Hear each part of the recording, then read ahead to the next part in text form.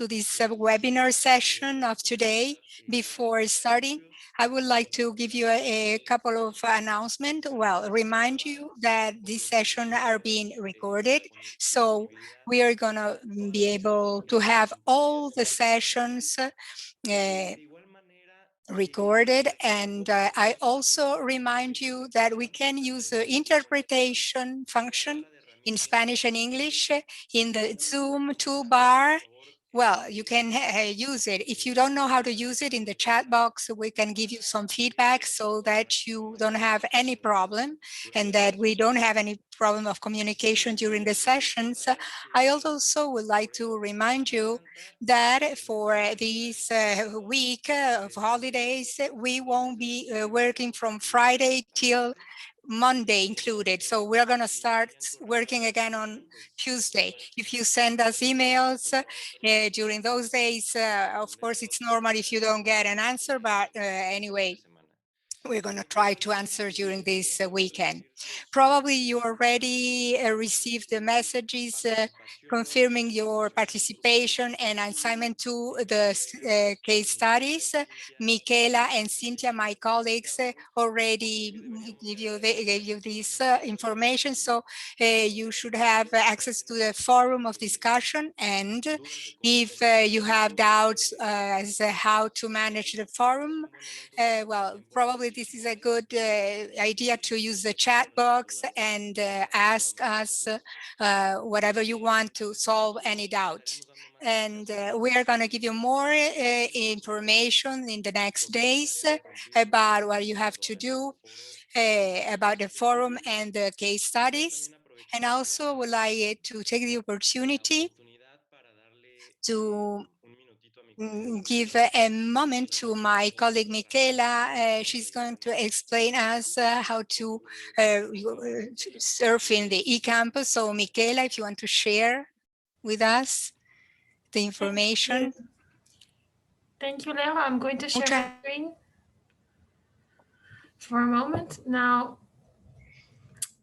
we have made some small changes to how the case study section is structured in the eCampus, and I'm going to show you where to find the information that you will need in order to be able to complete the assignment for this week and for the upcoming weeks. I'm just going to change my visualization so that you also see what you normally see and not all the back end. All right, so as if you remember, in the case study section, there used to be the pages with the different country case studies, and then each of them had a forum right below. We have changed the structure, so now you will find the forum inside the page of each of the case studies. So for week 2, you will find here the forum to post the assignment for week 2, and for week 3, which is the week that we are currently in at the moment, here are the forums, and these are divided by English and Spanish to make it easier for you for the bilingual cases. And for the cases that are only in one language, you will only find the one language. We have also added, to make it easier for you to work on your group assignments, which are going to be available starting from next week. So once again, last week, week 2, this week, week 3. Starting from next week, you will be moving into the group work per se, and you will be able to find it here. Here, you will find the links to conduct the case study work in your group. If you do have any questions about this, please don't hesitate to let us know. In any case, I'm just showing you the Colombian case studies, but all the other case studies will follow the same structure and the same division. So once again, just to make sure that it is clear for everyone, last week there was an individual assignment. This week, which is week 3, there is also going to be an individual assignment. Next week, starting from next week, the assignment will be conducted in your groups. Most of you will already have received a communication from our side informing you of who the other group participants are, the group members that are going to work with you. You can exchange with them however you prefer, through an email, through separate Skype or Zoom calls, or you can do it on the forum, as long as you have the assignment ready at the end. Some of the groups have not yet been contacted. They will be contacted before the end of the day today. This was due to some organizational fine tuning that we needed to complete. And once again, if you have any questions, don't hesitate to let us know. We're here for you. Thank you. Muchas gracias, Miquela, por esta Thank retroalimentación. you, Michaela, for reminding us what you can do and we can do in the platform. If there are no announcements, I don't know if Cynthia can confirm this too.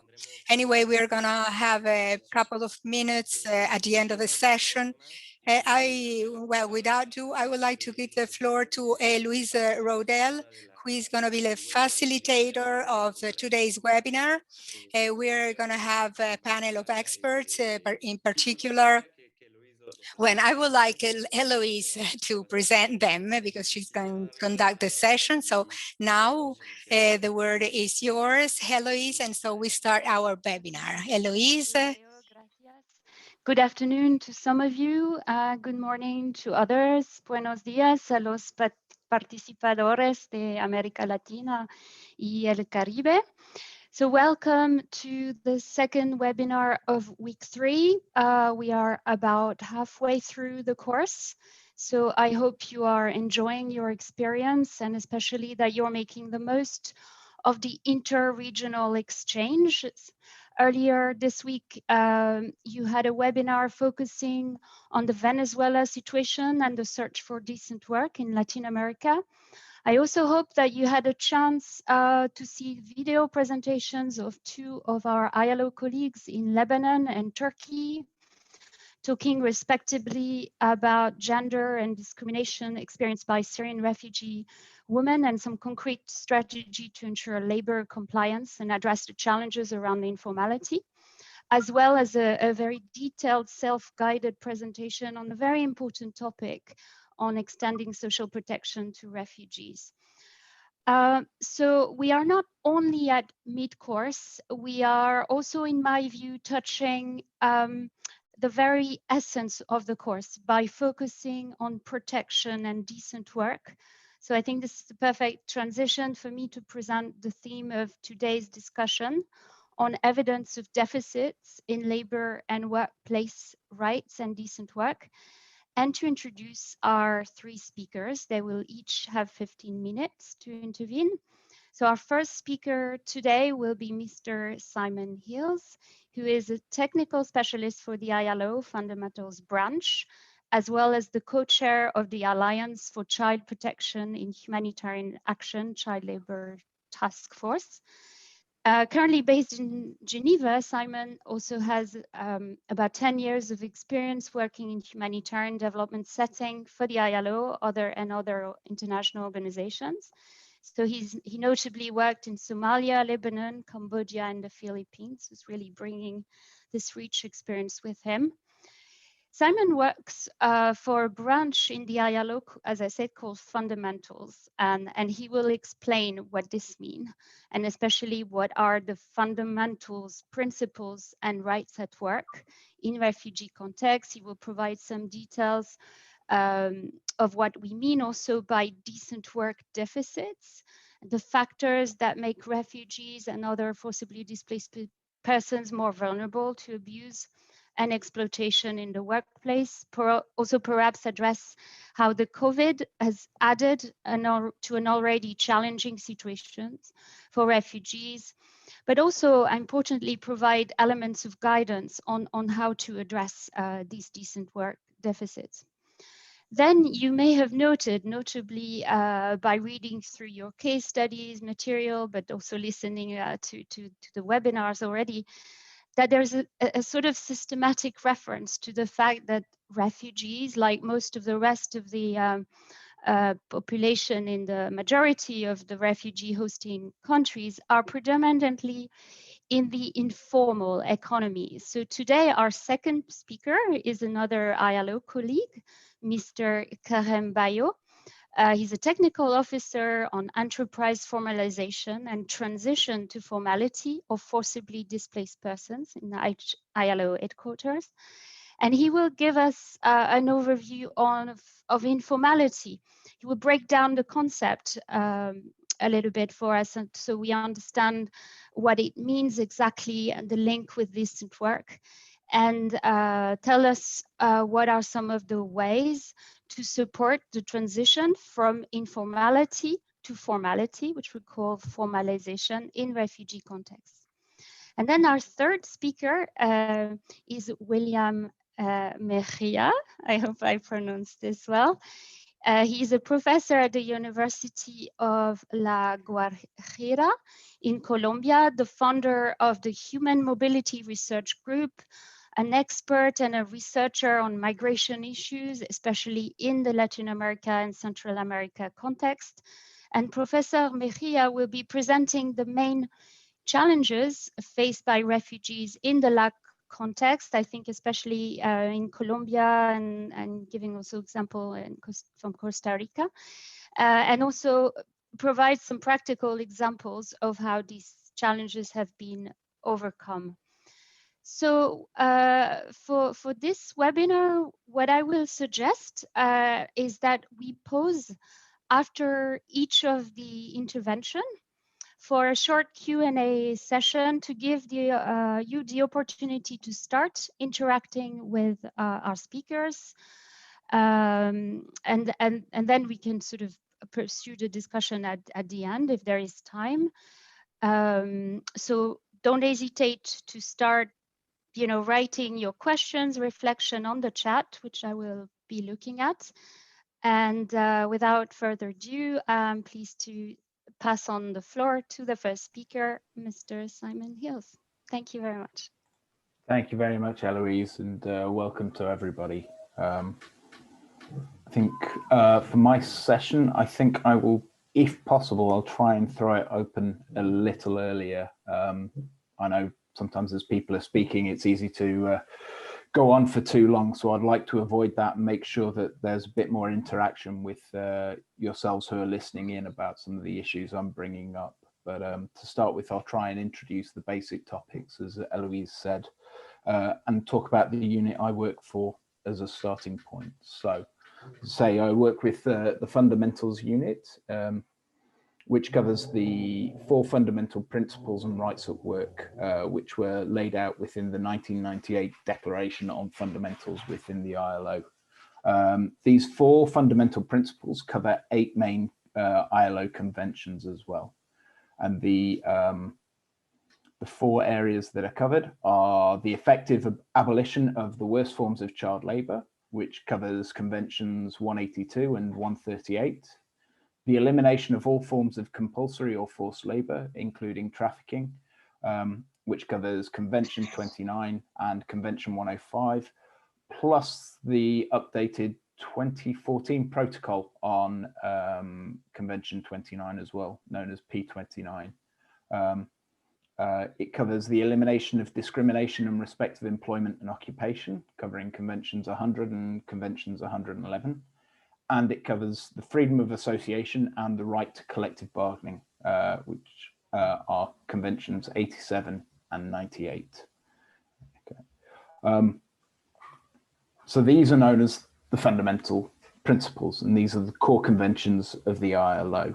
And one thing which is different and what came about during the 1998 declaration is all member states of the ILO, irrespective of whether they have ratified these relevant conventions or not, are bound to respect these fundamental principles, which means all member states, all nations, where everyone is at the moment, is bound by these conventions and are due to be held accountable by the ILO and our constituents on this.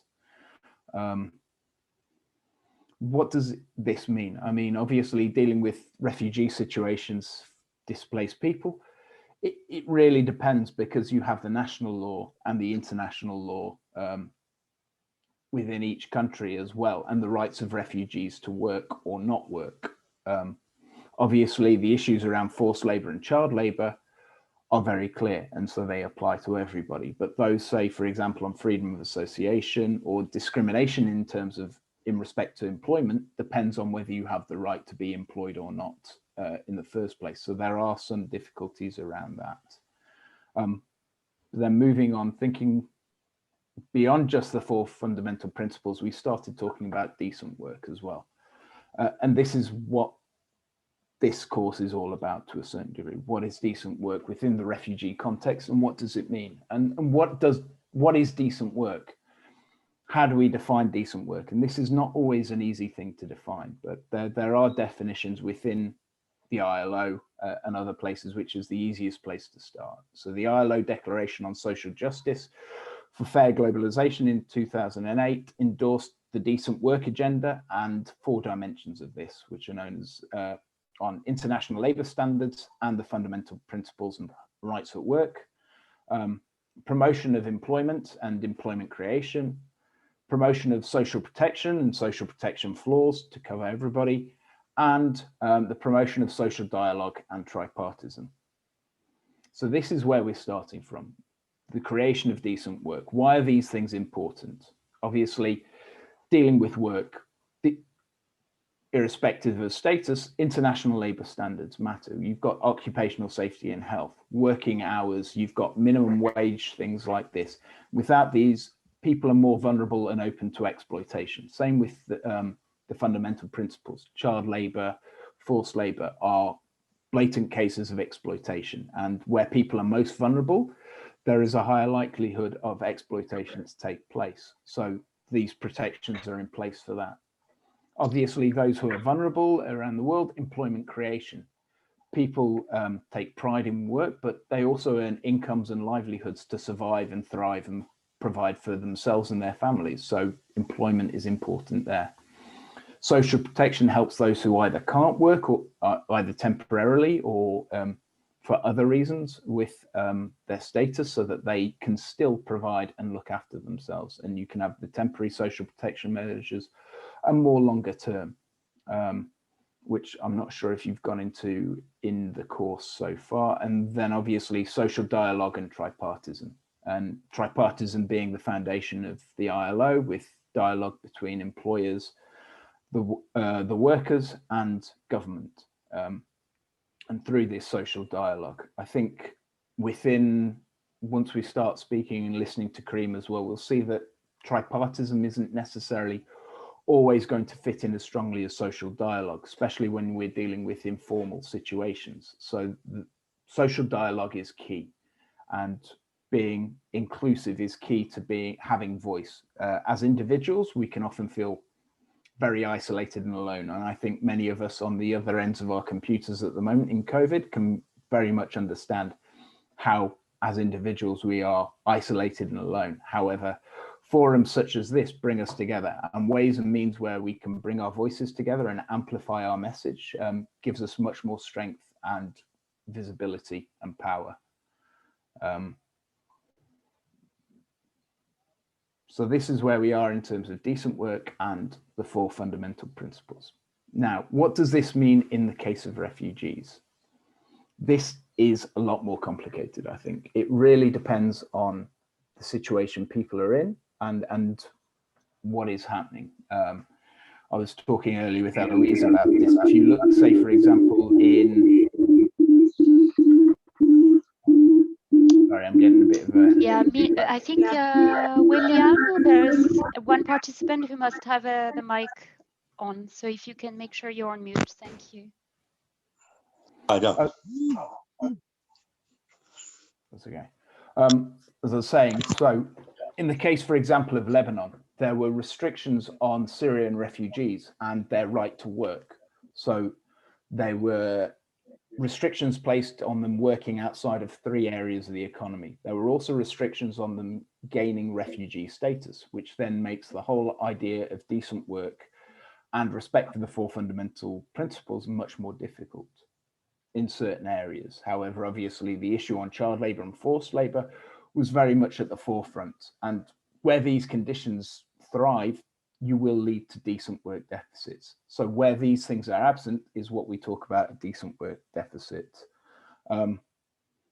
Eloise, I don't know if it's all right if we throw it open to the floor. I'd like to hear questions from them, from some of the participants, and either questions to me, or for them if they could answer, what do they feel is meant by decent work in the context they are in, and what of these fundamental principles are open or not open to both host communities and individuals in these countries and refugees? Is there a difference in status which affects this?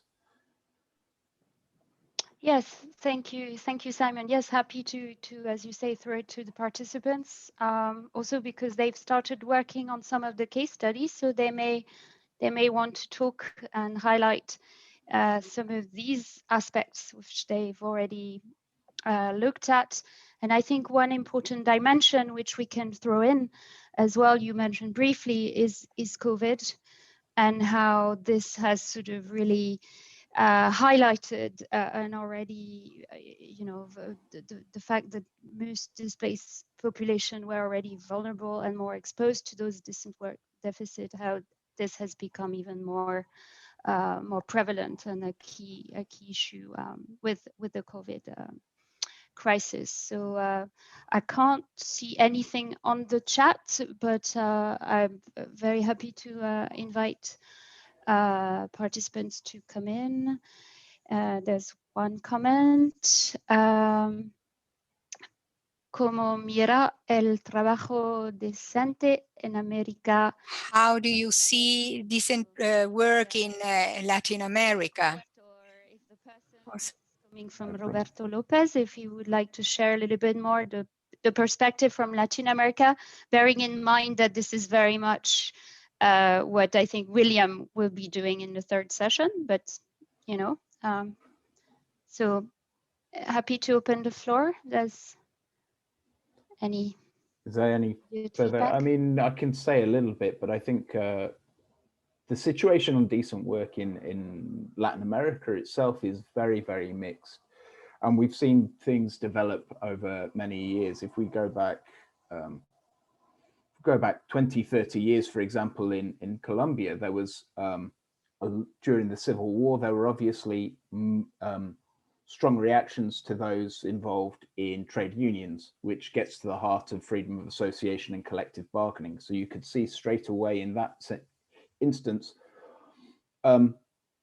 people were denied their right, or they were threatened if they tried to exercise their right in terms of freedom of association and collective bargaining. So that obviously straight away is a deficit in terms of decent work. Discrimination in terms of employment, I think Latin America compared to other regions may be more different in terms of migration and who is a refugee, who is a migrant, who is an economic migrant, and these terms are often bandied around, and it complicates certain things because it doesn't make it a clear distinction, and there are often terms which aren't legally true as well. But if, say, someone from another country is denied work because of that, then obviously this is an issue of discrimination. If women are unfairly treated and blocked from certain employment opportunities as well, this is discrimination. And so these all affect it and look to be addressed. And these decent work deficits often exist already within the country, as we were saying about Latin America, but are exacerbated or even harder to address within refugee populations, and the vulnerabilities often make it harder for them to either push back or exercise the rights that they're entitled to, and poverty as well, and the need for income and the need for providing for themselves and their families pushes them towards these unacceptable forms of work as well. I see there's a comment from Jose. Yes. Before the pandemic, there was a deficit, decent work deficit, but now with the pandemic, we've seen an increase in this deficit. I fully agree. I think globally we've seen this be exacerbated. We've seen not just in terms of work, but also, say, for example, access to education. So you look at children within refugee camps in Jordan. When schools were closed down, many of these lessons went online. This then meant that those children who don't have mobile phones, don't have credit, don't have internet, were blocked, which meant those especially refugee children, weren't able to get education in those situations. That also then puts these children more vulnerable to engage in child labor or other things like that, partly because they're not in school, they're not being monitored, also partly because of poverty, restrictions on adults going out. There usually has been less restrictions, for example, on children. And so that sometimes means that there's more pressure on households for income. There's less pressure or scrutiny on children being out of the camps or households. And so then this feeds into these further decent work deficits as well. Simon, are you happy to read through I'm some of just the reading. comments? I've just seen another one from Francesco. There are sectors, major sectors affected, like the service sector, tourism, and that limits the options of accessing decent work for nationals and those who are displaced. Informality in this moment represents an option for survival. That is completely true. However, while things are coping strategies or options for survival, it doesn't mean that it's a good option or a long-term option. And just because people are engaging in it doesn't mean we should necessarily be supporting their engagement in it. The idea is that we should be looking to lift standards and protect people and give them better opportunities. This can be through enforcing minimum wage, even though it's easier to say, well, we can pay less because people are willing to, or we can employ a child because, well, they're more around and so it's cheaper. This lowering of standards lowers the standards for everyone, which puts everyone at more vulnerability. So in times like this where things are difficult, it is very much a case of trying to push forward and try and keep standards high, remind people of the standards, and where they didn't know about them before, try and make sure people are aware of their rights and what they're entitled to. And this is the whole crux of decent work. Even with informality, there are ways to push, and I'm sure Karim will talk a lot more about that, so I don't want to go too much into it. From my own experience working in the Philippines, this was not a refugee situation we were dealing with, but there was massive displacement after Typhoon Haiyan. And so people were trying to do cash for work or other activities to make sure people had money, could look after their families, pay for household repairs or pay for food.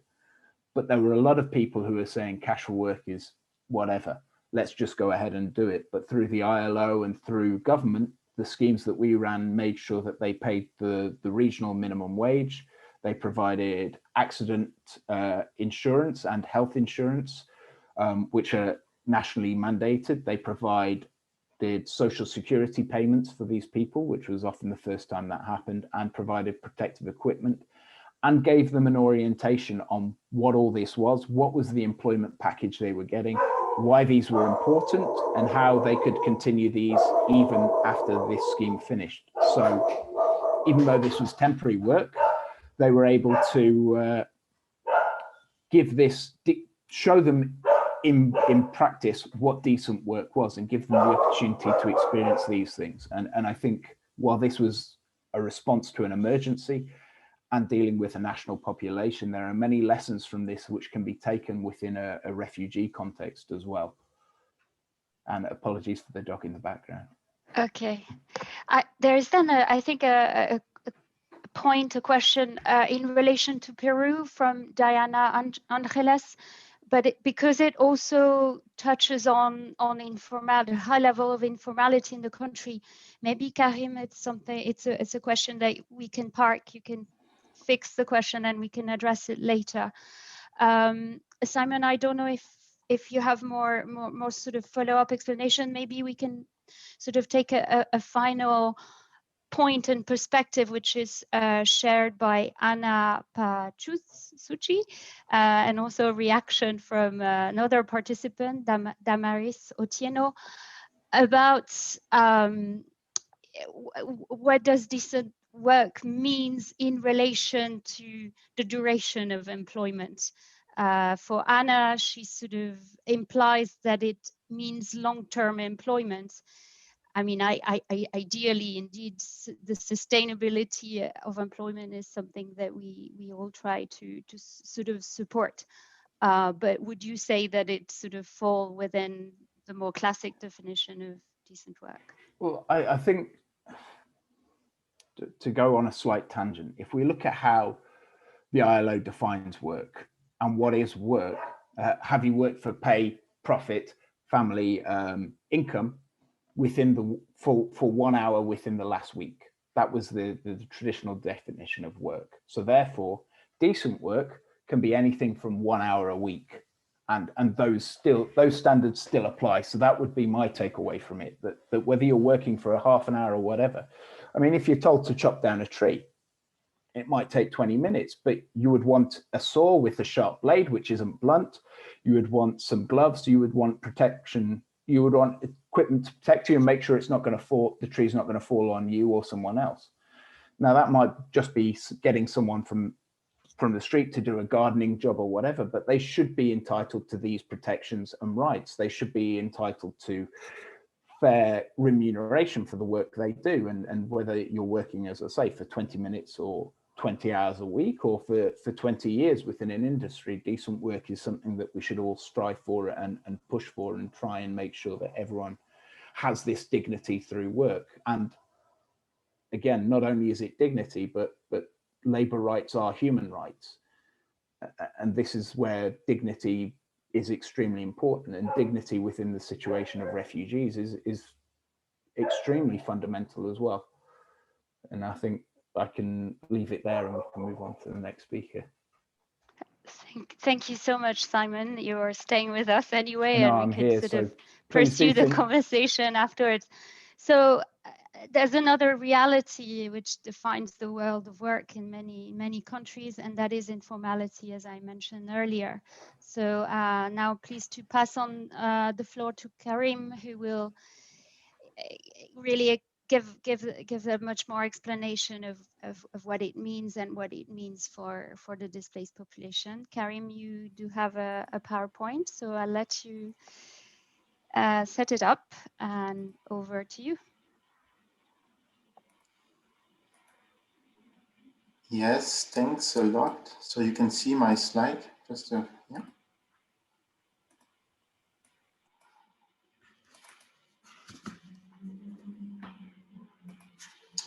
Okay, great.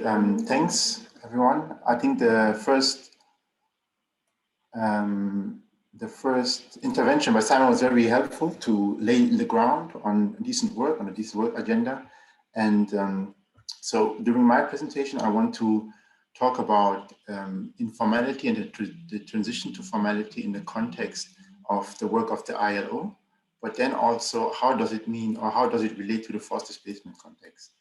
And so just quickly to go through the agenda, I will start to show some global data on the informal economy and also informality in the largest host countries of forcibly displaced people. Afterwards, I will introduce some definitions and other conceptual aspects around the informal economy. So what does it mean, and what different aspect does it consider? In the third point, I will talk about what informality means for different people. So we will see that there are different groups in the informal economy, and informality means different things for them, and there is no one size fits all approach to formalization. Afterwards, we will talk about the drivers or the root causes of informality in general, but also in forced displacement context. And some issues were already raised before, that the informal economy is often a source of livelihood for refugees and other forcibly displaced people. And I will just showcase some categories of drivers which are relevant for this aspect. So towards the end of the presentation, I will start to make a linkage to the humanitarian development nexus and the objectives of the transitions to formality recommendation of the ILO, which is ILO recommendation 204.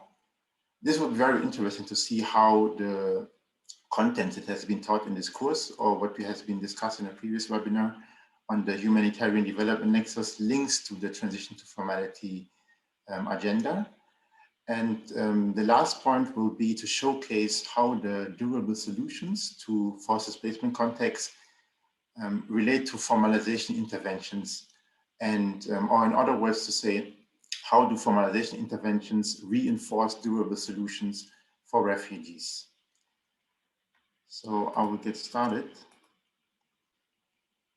One first key message is that informal employment is not marginal. So more than 60% of the world's employed population are in informal employment.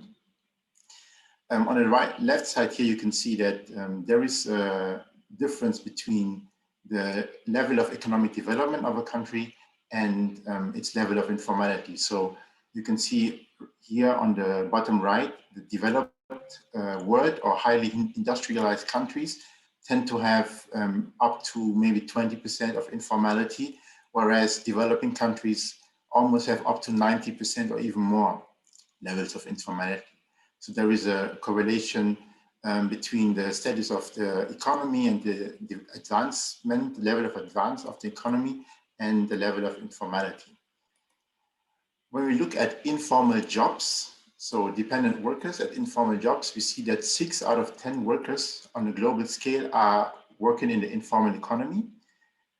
If we look at the different regions, for instance, in sub-Saharan Africa, it's on average up to almost 90%.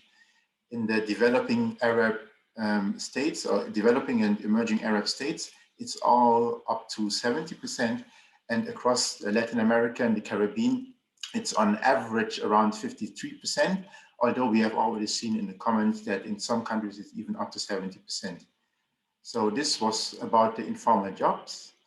If we look at informal economic units, and I will later talk a bit more about what does it actually mean, in the end, informal economic units are about or can be own account workers who work by themselves. It can be also business owners who have dependent employees.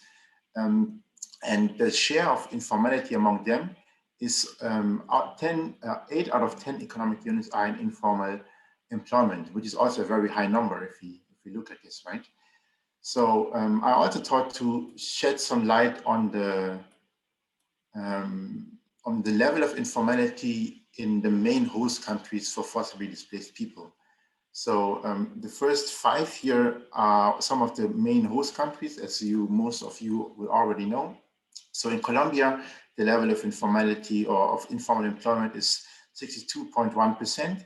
Here on the right side, I put the difference between male or men in the informal economy and women in the informal economy. So in Colombia, we see it's almost up to the same number.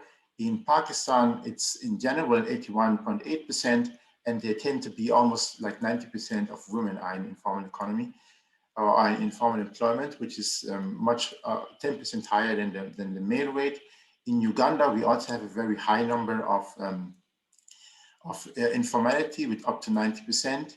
In Sudan, the latest number is from 2011. There, the informal employment rate is also 78%, 87%. And in Turkey, which hosts a large number of Syrian refugees, as we know, the informal employment rate is a bit lower than in the other countries, just around 35%. And in Germany, certainly it's a highly developed country. Informal employment is much, much less than in the other countries. So just keep these numbers in mind, because later I will talk about the different possible solutions or approaches to formalization in forcibly displaced contexts. And having high levels of informal employment in the refugee hosting countries already has a major impact on how can we address informality in this context. So firstly, I want to shed light on the context of the work of the ILO when it comes to the transition to formality. So on the left side, I put some notes on the 2030 Agenda for Sustainable Development, so which was adopted in 2015. And the work on supporting the transition to formality is anchored also in the Sustainable Development Agenda. And so mainly it's within target 8.3, so Sustainable Development Goal number 8 on productive employment and decent work, and specifically on target 8.3, it is mentioned that it specifically aims to promote development-oriented policies that support productive activities and also the formalization and growth of medium and small and micro enterprises. So this is one key aspect to show that the transition to formality is also showcasing that it doesn't only look at formalizing certain like workers in the economy, but also aims to achieve decent work for all, which also involves people in the informal economy. And on the other side, on the right side, I showcase the main policy instrument of the ILO, which is ILO recommendation number 204 on the transition from the informal to the formal economy. It was also adopted in 2015, like the Agenda for Sustainable Development. And this recommendation showcases the first international standard to provide a normative and a developmental framework for focusing on the informal economy on its entirety and its diversity. What the diversity means, we will showcase in following slide. And what I want to say about the ILO recommendation is some people are familiar with it, other people are not, but in general, it's a very strong policy tool to achieve SDG target 8.3. So there is a strong linkage between this ILO recommendation on the transition to the formal economy and the Sustainable Development Agenda. So now we come to talk about the definitional aspect. So a lot of people know or have a general understanding of what does the informality mean, what does the informal economy mean.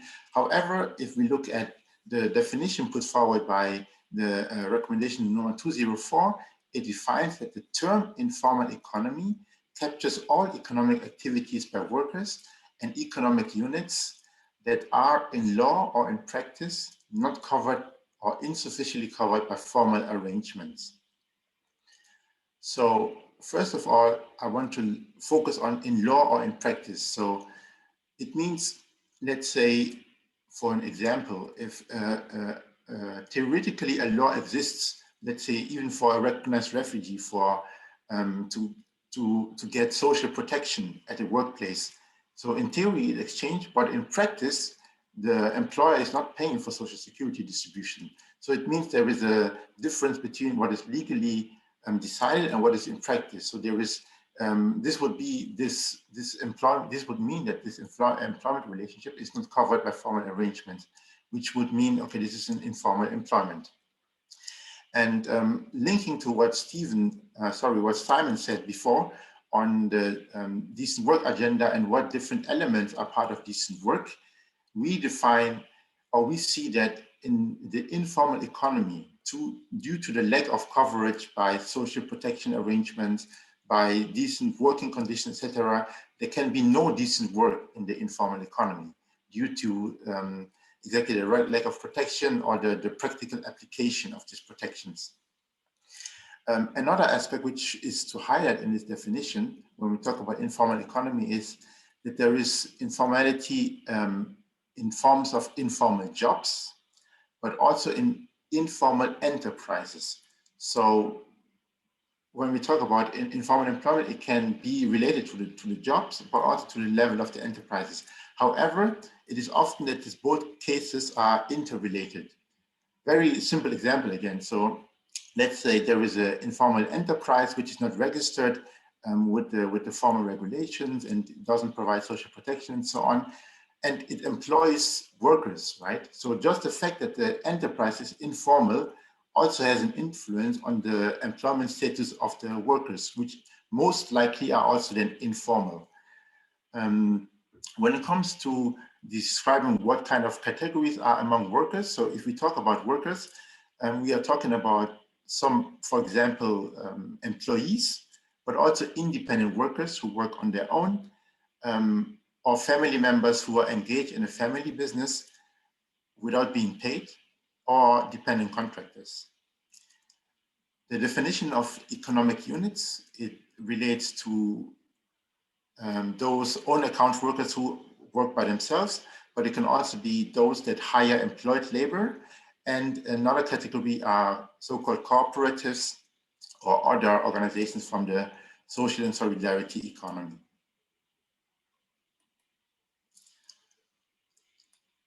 This overview now is a bit more complex, but that's why I will try to cover it. One second. I will try to cover it in a bit slower pace, because I think this is very important to understand when we talk about formalization. What does it mean? It doesn't always mean the same. There are very different aspects. So this slide shows on the left side, informal employment can be informal economic units and in our households. I will show some examples now, but there is, on the left side, there are formal economic units. On the right side, there are informal economic units, which are not registered, which do not pay social protection and so on. So this right side, we also call it informal sector, whereas the informal economy would comprise all types, forms of informal employment. This is something very important to stress out, because people do change or interchange the meaning of informal economy and informal sector, although it doesn't mean the same. The informal economy tends to be wider, and the informal sector is one part of the informal economy. So if I go to the next point, so there are different types of employment statuses that can be in informal employment. So on the left side, as I said, this is within formal economic units. There can be employees who are in informal employment. For instance, they are hired by a formal enterprise, but they don't have a formal employment contract, which means they are in informal employment. The same is for people who are hired in households, but also are not having any formal employment relationship and so on, for example, domestic workers. Another case of informal employment in the formal economic unit are contributing family workers, who are also, let's say, part of the formal sector, but they don't get any payment or any sick leave and so on. So we still consider them as being in informal employment. Now on the right side, we talk about informal economic units and the incidence of informal employment there. So similar to the left side, there can be employees who are hired by an informal enterprise who is not registered. This is a very often case, right? This is the case very often, because if as I said before, if the enterprise is not registered, it's often the workers that it hires are also informal. There can be also independent workers in economic and the economic units who are part of the informal sector, or also contributing family workers in the informal sector.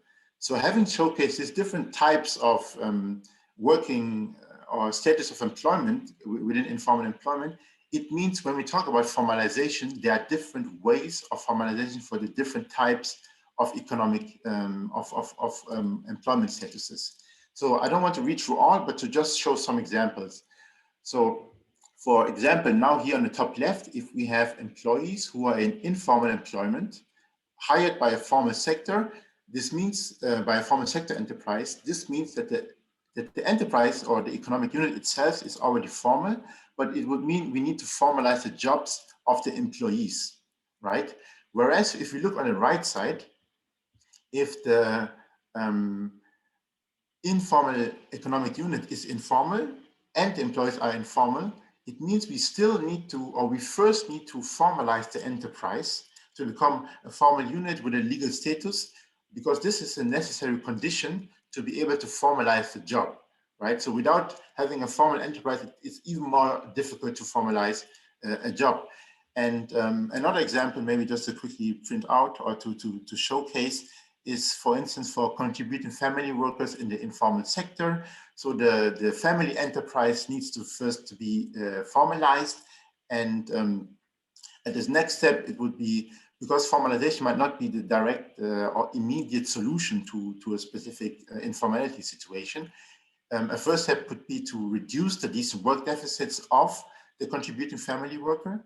And as a next step, to look and try to shift the status of the contributing family worker who is not paid, to try to shift the status to the status of an employee who is formally recognized, who gets social security coverage, and so on and so forth.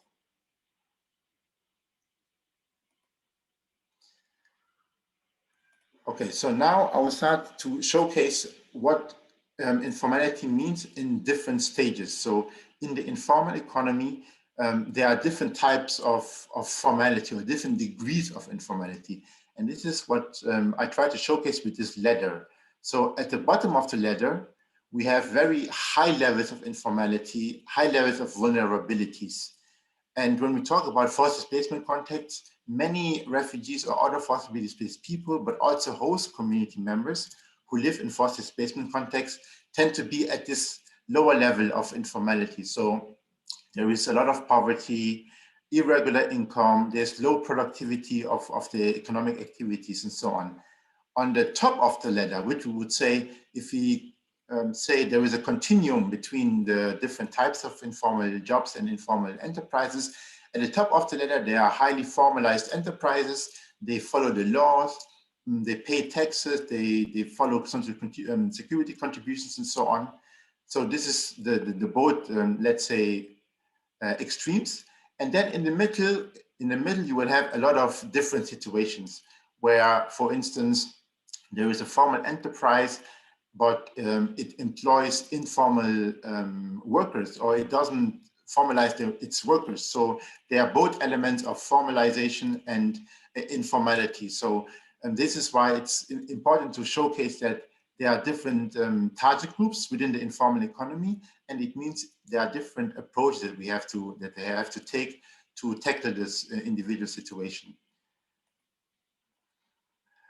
So when we look at the bottom of the ladder, one situation that we have to focus on is because formalization might not be achievable in the short term for this people who are in high vulnerability and in high informality. So for them, it would be to focus on creating conditions for a formalization in the future.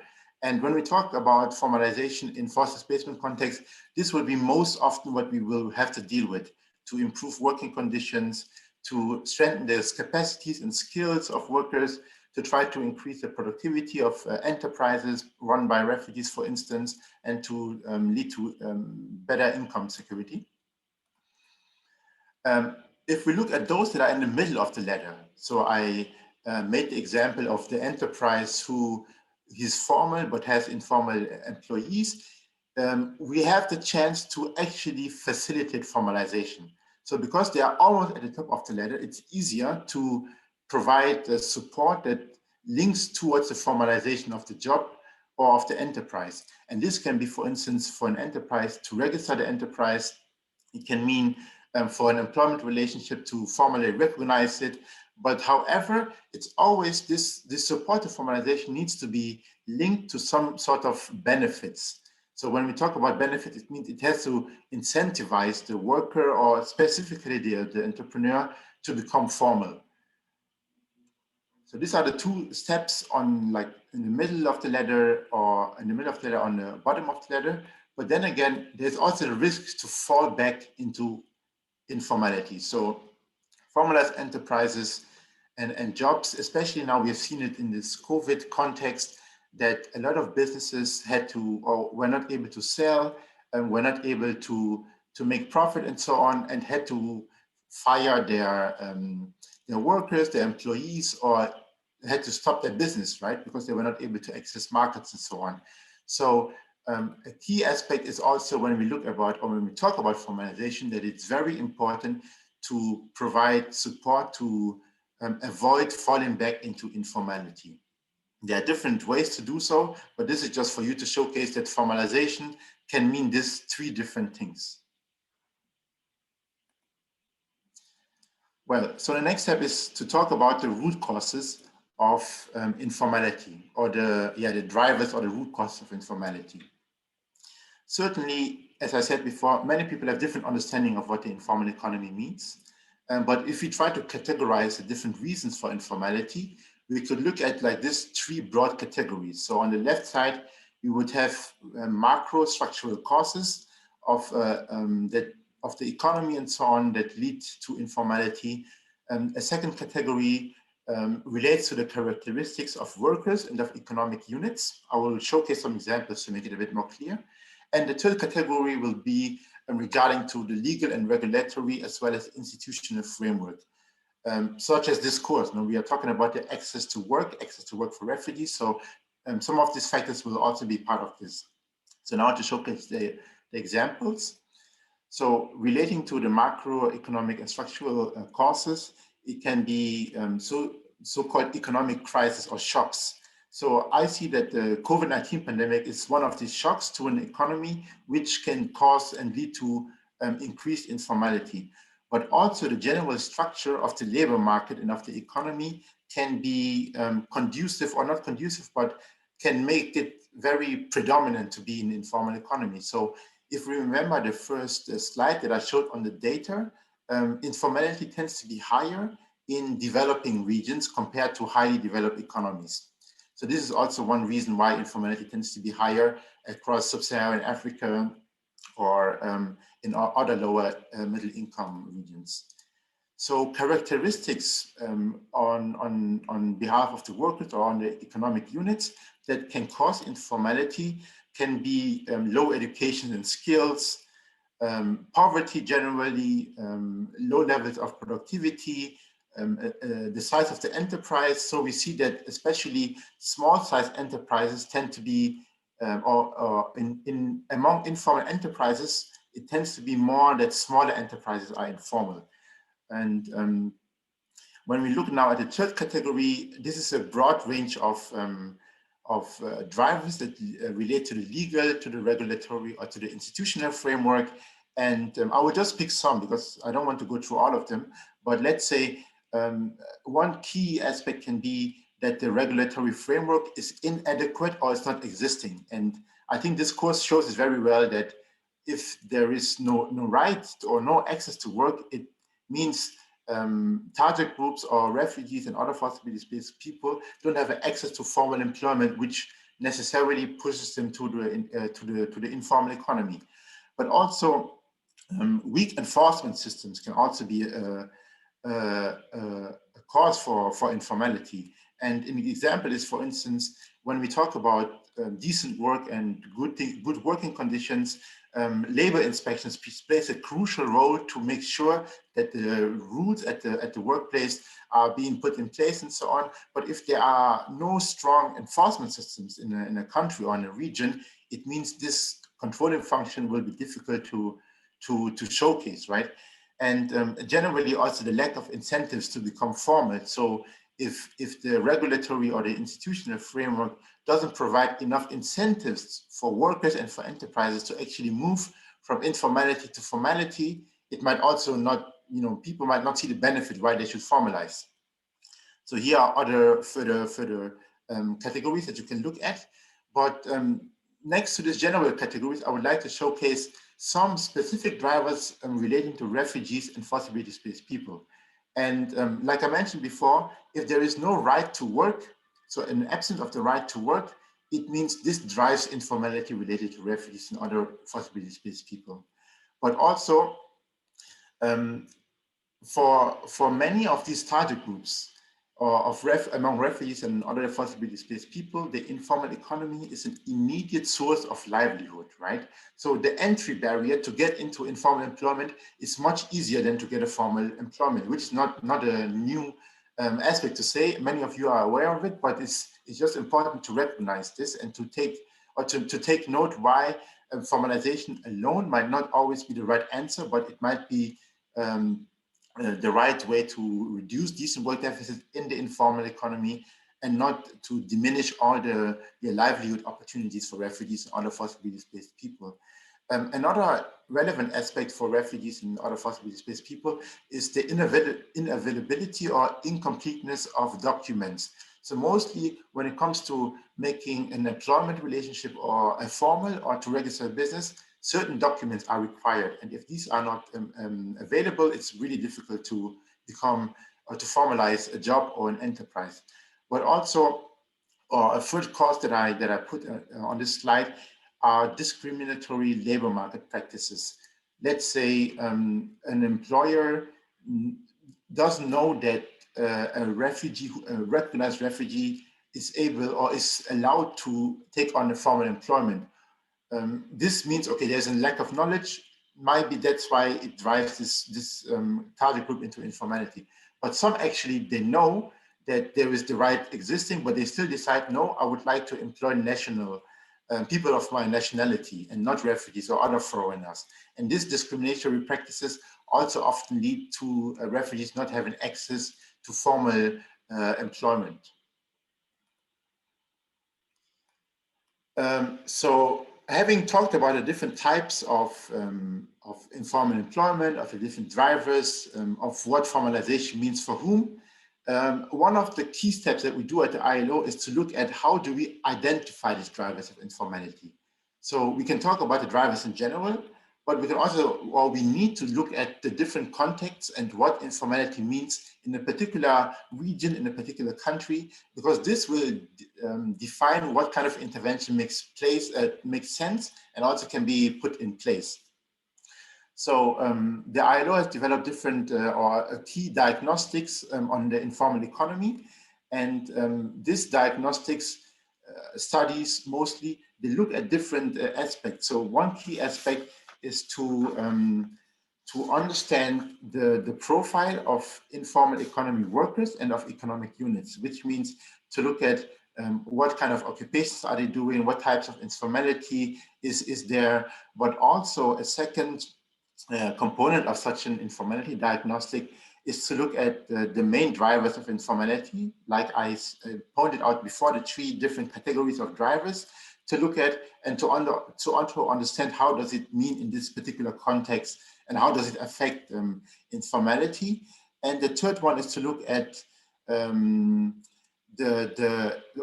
identify the key actors and main policy approaches that can be, or that are in place that can support the transition to formality. So also a legal analysis of the different laws and regulations, but also which actors are in place and are willing to support the formalization of the informal economy. So after this diagnosis, usually there is a process of validation on the national level by including various stakeholders to first get a general understanding of what does informality mean in a particular context, but also what does it mean when we want to design a response to informality and what kind of concrete actions do we have to take. And I think this is a very good point to what Simon said before, that social dialogue here is very crucial, because it doesn't help if the government just has a plan how to formalize the economy without consulting the employers' organizations or workers' organizations. But also it is important to look at how the organizations that are representing the informal economy can be put in place as well, and how can their voices be heard. So in terms of interventions and what kind of things can be done, there are different areas to focus on, because there are different drivers, but also, because of that, there are different interventions. So, for example, employment policy is very important, the registration of businesses, but also to strengthen the representation and social dialogue, as I mentioned before. So now, I know I don't have much time left, but I still want to showcase a bit like the complementarity between the humanitarian development nexus and the transition to formality objectives. So just a quick recap. So the key aspect of this humanitarian development nexus is to create a complementarity between the humanitarian and development responses, to transition from humanitarian help to more development-oriented responses, and have a key focus on the provision of jobs, right? And transition to formality objectives, the key objectives are also to create jobs in the formal economy, to prevent informalization, which means to have a long-term approach to development, but also to not only think about formalization all the time, but to create enabling conditions for future formalization, while also supporting formalization per se. And if you compare these different objectives or approaches between the HDN and the transition to formality recommendation, we can see that it makes sense and it works together. And that's why transition to formality can support the finding of durable solutions. Heloise, do I still have time, or should I stop at this point? I would say it would be maybe good to stop because we still have one speaker, and I think there's a number of comments that have come up. So if you don't mind, I think you've sort of covered the bulk of it. A lot of comments have come through the chat. We probably won't have time to cover them all. So I've highlighted a few points. Earlier, a participant, Diana, mentioned the example of Peru, and I think maybe this is a question in part for Simon as well, the fact that the country has ratified the 8th convention. So on paper, it sort of looked good, but the reality, and it touches on Karim's presentation, the reality is very high level of informality. Plus another different aspect of that reality, which is valid for Peru as many other countries, is sort of increased xenophobia towards migrants and refugees. So I guess one question for Simon and would be, okay, how do we engage with the complexity of those realities? I mean, I think, Simon, you touched on that a little bit at the beginning when you say we really need to look at each context specifically. And then there was also a specific question from Jose Cruz Guzman on the issue of subcontractual work. And what does that mean in terms of, decent work? So in a way, at what point does a job start to can sort of qualify as a decent job when as in the case of some subcontractual work, there is no real no access to social protection, and the salaries are unequal, and there's very limited workers' rights. So maybe, Simon, from what you saw in the chat and what I just say, some initial reaction from you. Then Karim, I mean, lots of questions about, yes, indeed, informality is a reality, and what we do about it, and the fact that, especially due to COVID, a lot of people simply lost their jobs and maybe their formal jobs, and therefore had to turn to informality as a mean of survival. So what do we do in that context? I mean, I know that the ILO has produced some policy briefs looking at, specifically at the COVID situation. So maybe we could sort of share some of those briefs afterwards. So yeah, maybe over to you for some quick reaction from what you saw in the chat, Simon, and then Karim. So 5 minutes. Well, 3 minutes, 3 minutes each, and then we'll hear from our last I'll be speaker. as brief as possible. I'll start with the subcontracting because I think it's easy. I mean, Karim will back me up on this. Who's doing the subcontracting? Are you subcontracting to a formal employer or an informal employer? But either way, there is a contractual obligation for the subcontractor to provide the service, which means there's a formal arrangement, which means the employees and workers are under formal arrangements as well, which means they should be entitled to the rights as workers that the legal provisions allow. So, and there's work at the moment we in Fundamentals are doing on recruitment and recruitment across borders and fair recruitment, ensuring that working conditions are respected, even if things are done through subcontractors or if you have hiring organizations, etc., etc. So I think there are sometimes false economies that people think, oh, if we subcontract this out, it will be cheaper. But at what cost and at what human cost? So I think that has to be looked at and thought of. In terms of Peru, yes, ratification and policy is very important. Having a government on board making these policies is very good, and having the laws is important. But unless they're enforced and unless work's done on it, then they're just pieces of paper. And so there is no easy or quick solutions. And as Karim was saying, there's many ways in terms of informality. This can be a long process, and there's engagement to take people in step by step in how to do that. And the important things is that businesses have to be viable.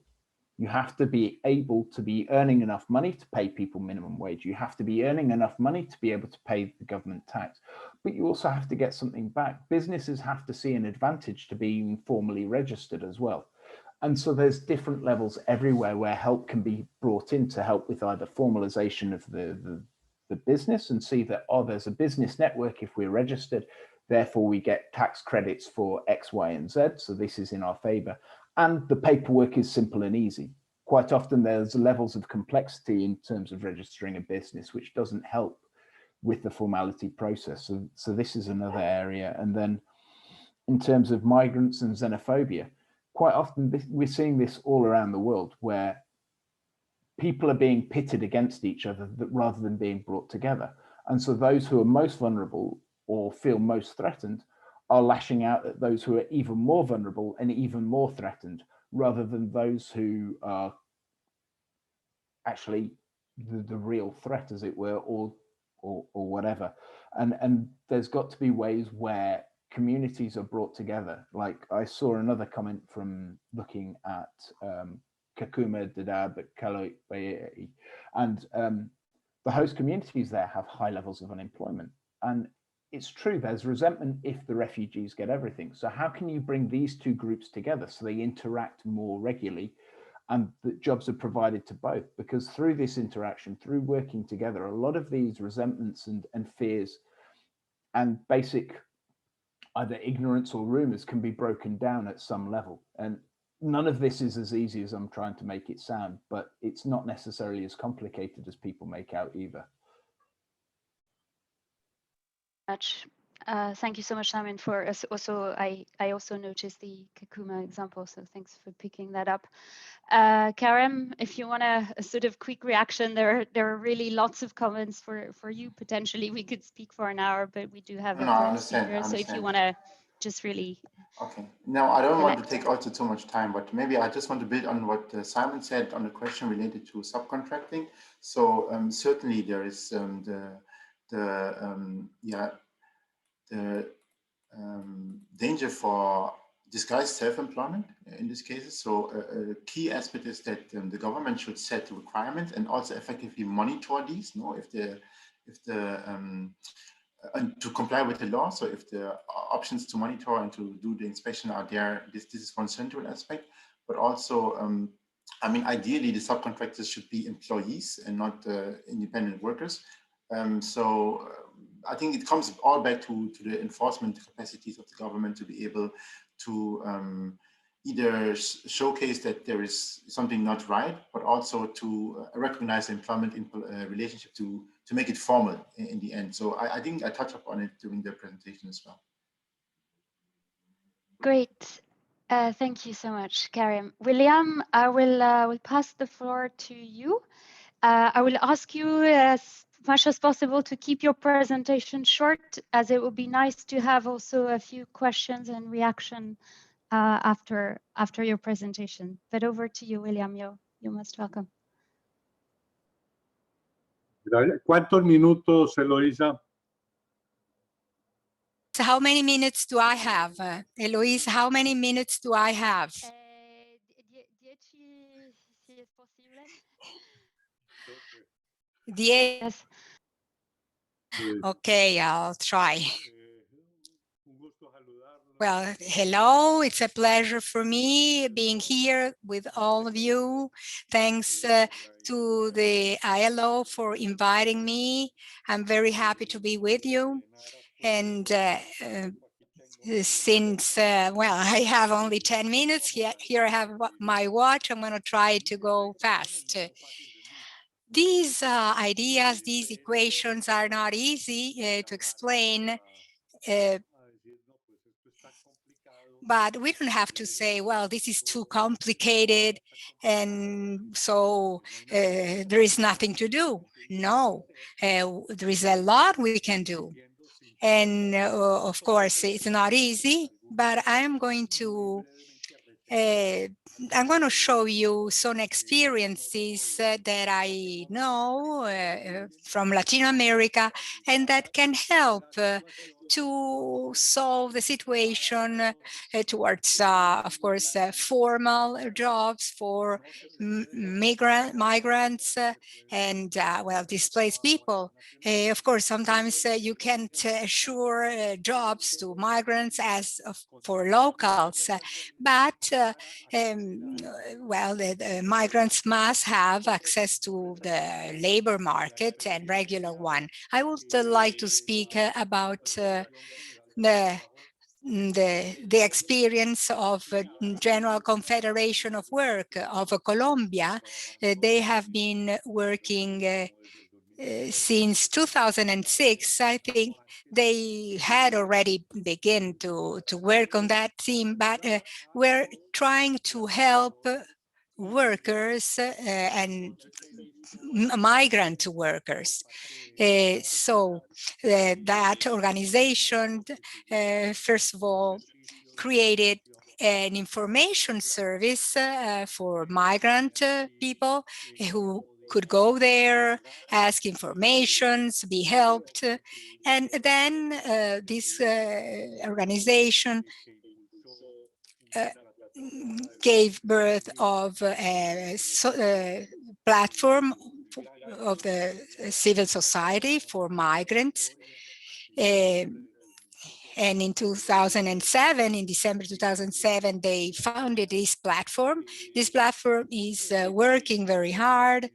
And in 2019, they were working and they were having a seminar and trying to show that it was needed to work in the territory and to try to work with the workers and giving ideas that xenophobia was very negative and it was an enemy for the workers, the host country workers too.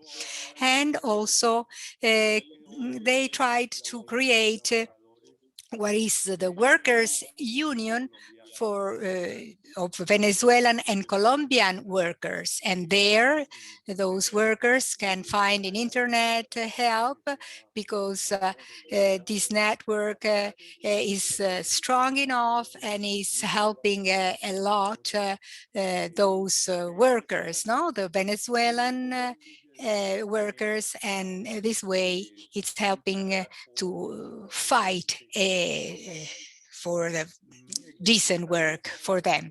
In Costa Rica, they already had this experience, and in Costa Rica, they did something very interesting. They created a mechanism to help people who collected coffee. In most cases, those workers are temporary workers. They travel from Panama to the south of Costa Rica or from Nicaragua to the north. Those who travel from Panama generally come from an indigenous tribe, the Globe. And in that case, they created this mechanism with a double aim. From one side, formalizing and helping these workers to have a social security scheme, and on the other hand, to regularize their working relations. And so they could reach agreements between many actors. And also actors between Costa Rica, Panama, and Nicaragua, and with in Institute of Coffee that gathers all the coffee producers of Costa Rica and the employers. So that was a great agreement, and that way that could guarantee at least for that sector of coffee collectors decent work. And And that was a great step. And to end, in Costa Rica, they also created, due to COVID-19, a new migrants category with exceptional situations for farmers. And then they did it thanks a decree, a government decree of December 2019. And well, the case was particular because they needed workers. And sometimes in those situations, immigrants are exploited and refugees also fall into that problem. But in that case, they could avoid all that, and they created a mechanism to regularize all workers that are close to 40,000 people each year. And they created a mechanism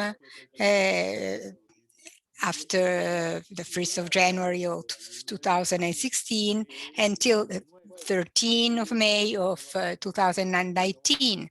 And after the pandemic, they extended it till the 1st of January of 2012. And so those who would get into the country till that moment could be covered by this program. And so this was extended to September of the same year. And it was also in this case an agreement between workers, employers, the government.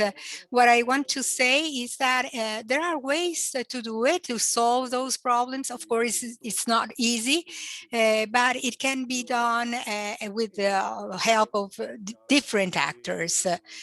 And as Simon was saying it, and the other speaker, conventions are very important, and in a tripartite way, all those situations can be solved. So well, these are where my ideas, and of course you can search in internet the detailed cases. I think that I didn't I didn't use more than 10 minutes, right? Thank you, William. Gracias. Yes, no, you did use less. See? 5 minutes. Thank you, and but this gives us, now 5 minutes for any final questions from our participants. And thank you for giving some very specific example, also in relation to specific sectors, which is interesting. And I from the chat earlier, I also picked up an interesting question from a participant, Julie Catherine Bula Pietra, who said that especially as the effect of COVID, there's been an increase of domestic work, of informal work. She mentioned Colombia, but again, I think this can be applied to other contexts. And her point was that how do we ensure that this type of work is recognized, formalized in a way to make sure that these workers have greater access to social security. So I know from the work of my own department that, and this is something that Simon touched upon, that fair recruitment, ensuring fair recruitment is one dimension. But in relation to that sector, domestic work, which is also impacting a lot of women, I was wondering if all three speakers could maybe share their views and perspective. So over to William, if you want, since it was specifically in relation to Colombia, but I would also maybe invite Simon and Karim give their perspective on this issue. Thank you. Bueno, algo puedo comentar. Bueno, lo primero. Yes, I can share something with you about that.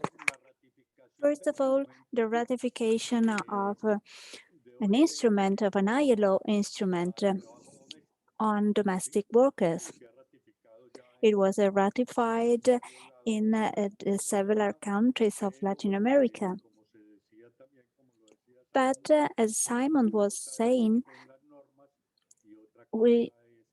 even if there are laws, often they are not applied. They're not translated into practice. On this issue, we could promote organizations of domestic workers. Organizing domestic workers who are mainly women could be a solution. Some trade unions, for example, in Panama, did that with support of the ILO. And I met some colleagues there in Panama. They lead a trade union covering domestic workers, and they managed to have their voice heard.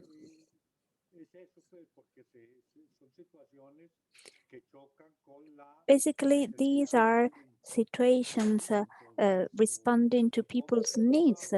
So in this case, a person is almost obliged to accept this kind of work, otherwise they would have no food. But that's the sad situation we are experiencing.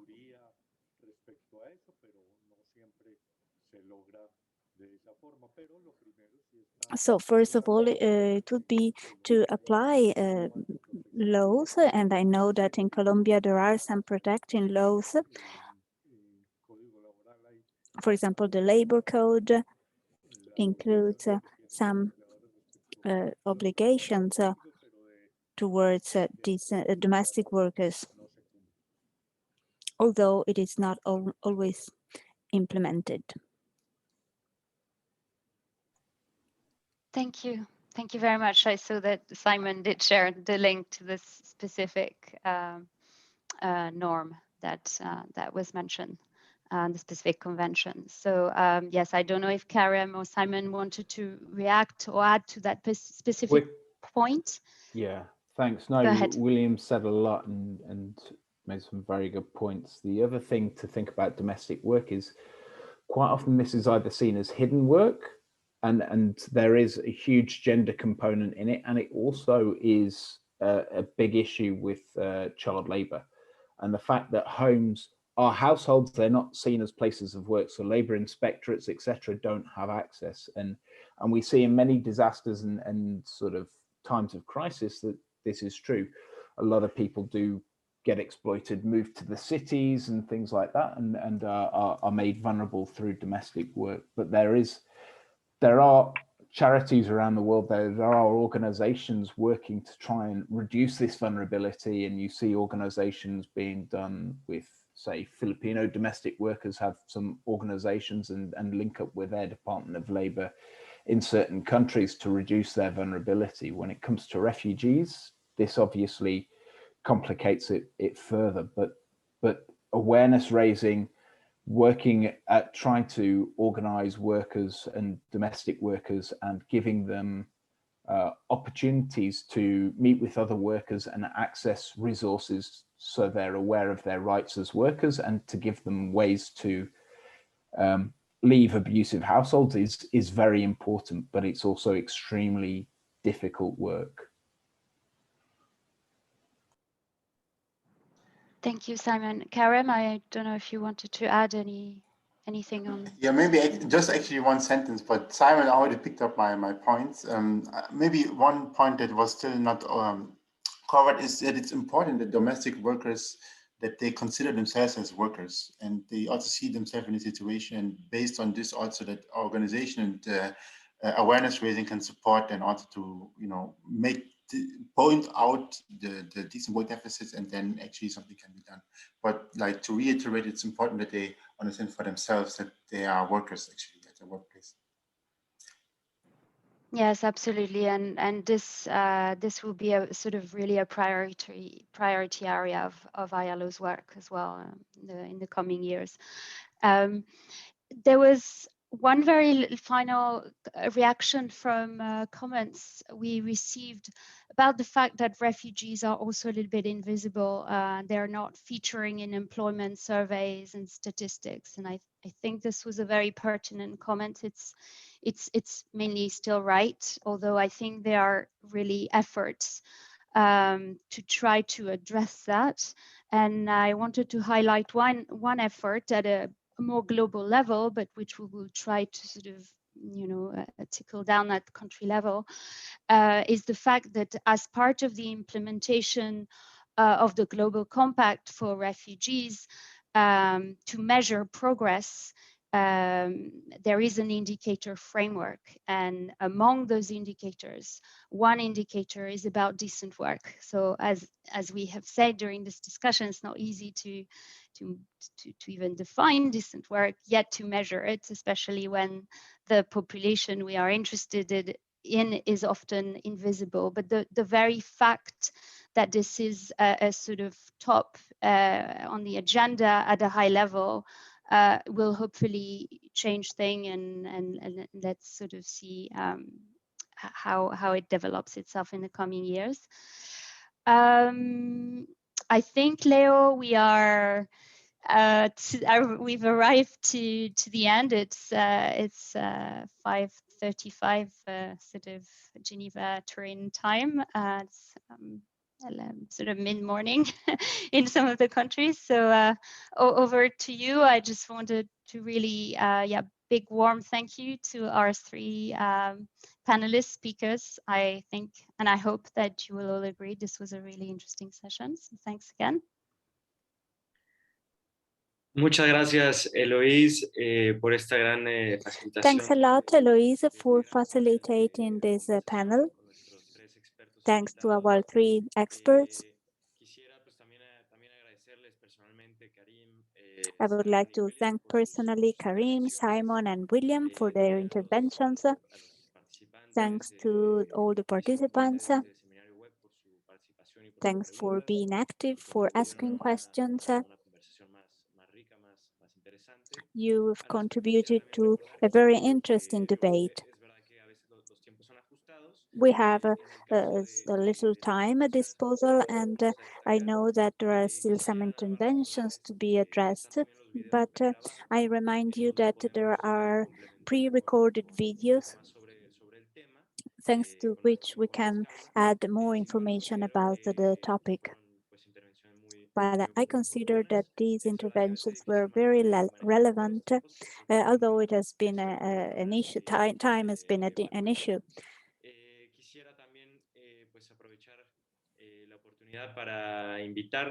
I would like to invite you to our fourth week, which we will have other two webinars next week on Tuesday and Thursday at 4 p.m. Turin time. We will talk about capacity building as well as inclusive employment policies in the labor market. Maybe my colleagues want to add something. Otherwise, we can conclude today's session, and I wish you a happy weekend.